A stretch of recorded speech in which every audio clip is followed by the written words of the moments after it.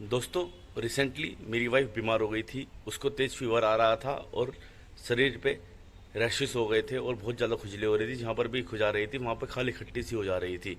जब मैं डॉक्टर के पास लेके गया तो डॉक्टर ने मुझे कॉलपोल 650 और ईविल 25 mg दवाई दी, साथ में सीबीसी, यूरिन कल्चर और मलेरिया एंटीजन टेस्ट करने के लिए बोला।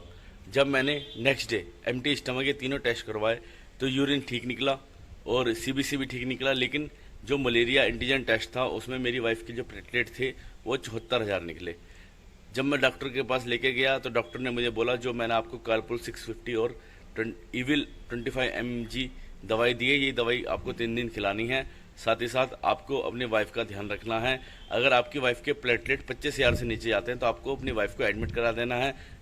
और अगर आपकी वाइफ को उल्टी करते वक्त या खांसते वक्त या फिर पोटी में या यूरिन में खून आता है तो आपको अपनी वाइफ को एडमिट करा देना है। तो एडमिट करने की दो कंडीशंस थी। पहली कंडीशन थी पूरे शरीर पे नील पड़ जाएंगे तब एडमिट करवाना है, या फिर आपकी वाइफ को 25,000 से नीचे प्लेटलेट चले जाएंगे तब आपको वाइफ को एडमिट कराना है, या फिर आपकी वाइफ को खून आ रहा है तो आपको अपनी वाइफ को एडमिट करवाना है।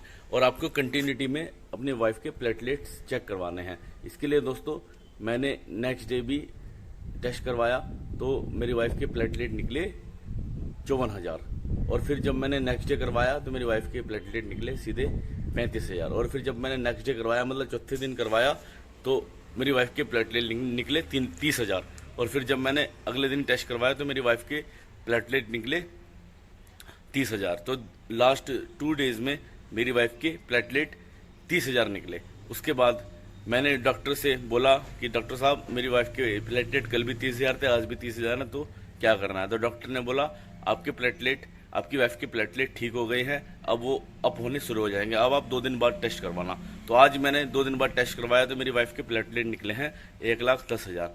अब बात करेंगे कि मेरी वाइफ के प्लेटलेट इतनी जल्दी कैसे रुक गए और मैंने क्या ट्रीटमेंट दिया कि मेरी वाइफ के प्लेटलेट स्टेबल हो गए। तो दोस्तों मैंने अपनी वाइफ को डेली सुबह शाम नारियल पानी पिलाया है और अपनी वाइफ को डेली कीवी खिलाया। साथ ही साथ तुलसी के पत्ते और पपीते के पत्ते उसको गिलोय के साथ मिलाकर उबाला है। गिलोय जो होता है वो जंगली बेल होती है, उसको पीस के गिलोय की बेल को, तुलसी के पत्ते को और पपीते के पत्तों को एक साथ पानी में उबाल के काढ़ा बनाया और उसको अपने वाइफ को कंटिन्यूटी में दिया।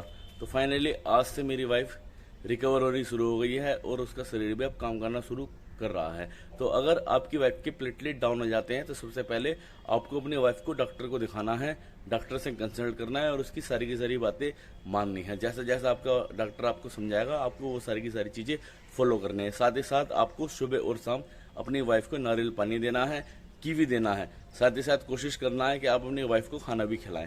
साथ ही साथ आपको अपनी वाइफ को पपीते के पत्तों का, तुलसी के पत्तों का और गिलोय का काढ़ा बना के पिलाना है। और इन तीनों चीज़ों को पानी में डालकर तब तक उबालना है जब तक कि आपके जो पानी है उसका रंग पीला जैसा नहीं हो जाता।